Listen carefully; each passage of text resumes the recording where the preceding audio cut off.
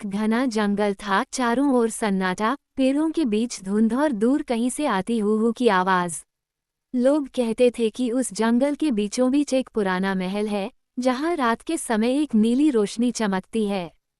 कभी किसी ने उस रोशनी को पास से नहीं देखा, क्योंकि जो भी गया लौटकर नहीं आया। उस गांव में राजवीर नाम का एक साहसी युवक रहता था। वह बचपन से उस रोशनी के रहस्य को जानना चाहता था। एक रात जब पूरा गांव सो गया, वह अपने हाथ में मशाल लेकर जंगल की ओर निकल पड़ा। हवा तेज थी, पेड़ों के पत्ते सरसराहट कर रहे थे और चारों ओर एक अजीब सी ठंड थी। चलते चलते राजवीर को पेड़ों के बीच कुछ चमकता दिखाई दिया, वही नीली रोशनी। राजवीर ने देखा, जंगल के बीच एक विशाल लेकिन टूटा हुआ महल खड़ा है। उसके ऊंचे दरवाजे पर अजीब निशान बने हुए थे, जैसे किसी पुराने युग के प्रतीक हों। वह अंदर गया, फर्श पर धूल जमी थी, दीवारों पर टूटे चित्र टंगे थे और बीच में एक पुराना सिंहासन था। तभी हवा में झोंका चला और दरवाजा अपने आप बंद हो गया। राजवीर ने मुड़कर देखा, दीवार के पीछे से वही नीली रोशनी निकल रही थी। वह धीरे धीरे आगे बढ़ा और दीवार को छुआ। अचानक दीवार गायब हो गई और उसके सामने एक गुप्त कमरा खुल गया। कमरे के बीच में एक कांच का गोला रखा था, जिसमें वही नीली रोशनी जल रही थी।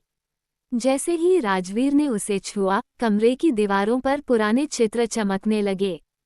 चित्रों में एक राजकुमारी थी, जिसके माथे पर वही नीली चमक थी। अचानक गोले से एक कोमल आवाज आई, कौन हो तुम, जिसने मेरे श्रापित प्रकाश को छुआ?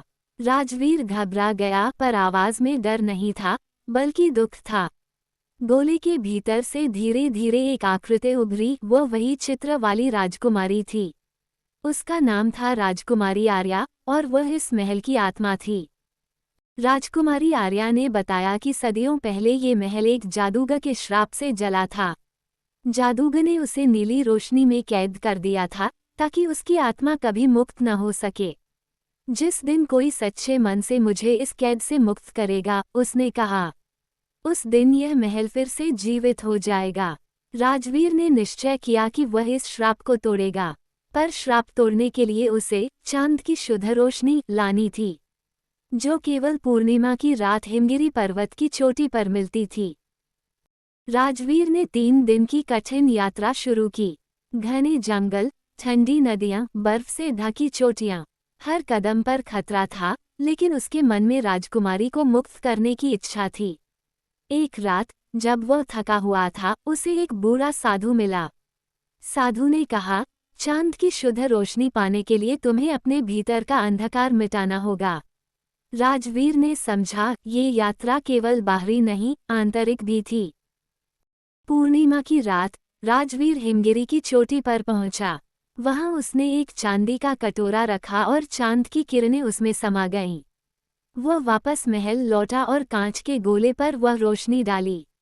नीली लौ सफेद में बदल गई और एक तेज प्रकाश फैल गया।